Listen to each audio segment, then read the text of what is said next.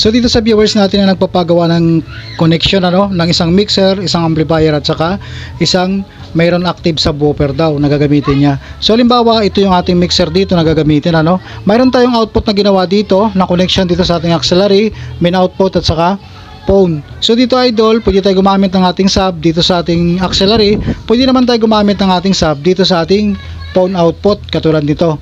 Tapos yung main output natin, gagamitin natin sa ating amplifier. So pwedeng-pwede yan idol. So dito, ang pinagkaiba lang kasi dito idol, pag nag-auxiliary output tayo, ginamit yung ating auxiliary sa ating sub, mas okay din siya.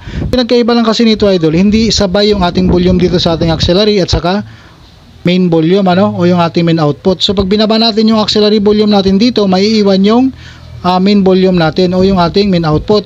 So hindi katulad pag naka-phone output tayo at saka main output, pag binaba natin yung pinaka main volume dito, sabay na mawawala yung ating sound dito. So yun ang pinagkaiba ng naka-auxiliary at saka main output, tapos yung naka-phone at saka naka-main output. So halimbawa idol, ang gagamitin natin dito, itong main output natin, gagamitin natin sa ating amplifier. So ang ginamit natin na connector dito, dual 6.35 to dual RCA. So halimbawa, gagamit tayo ng main output papunta sa ating input ng ating amplifier. Tapos yung ating phone output dito, active subwoofer. So yung ating active subwoofer, may built-in amplifier niyan, kaya signal na lang ang kailangan natin dito. Katulad nito, naka-phone output tayo dito. Ito yung i-connect natin sa ating active subwoofer. So dito idol, sa mga iba, ginagamit itong phone output ng ating monitor speaker. Pero nasa inyo naman yan idol kung saan nyo pwede gamitin yung phone output, dahil pareho naman output yan.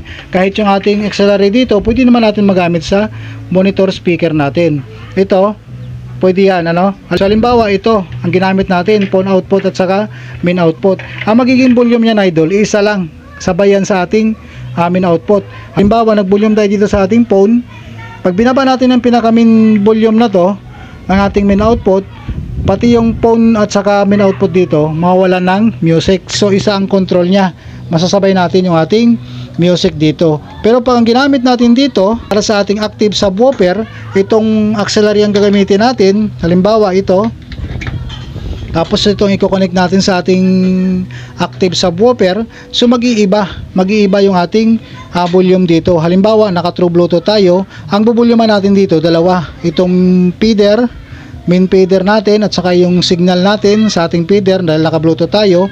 Tapos itong auxiliary ng ating signal din dahil naka-Bluetooth tayo. Ito yung pinaka incoming signal niya ng ating feeder. Tapos itong pinaka main feeder natin. So pag binaba natin yung pinaka main volume, maiiwan na tumutugtog yung ating auxiliary. So halimbawa naman, pag ang ating auxiliary binaba natin, maiiwang tumutunog yung ating main output. So yan ang pinagkaiba ng ating auxiliary at saka phone output.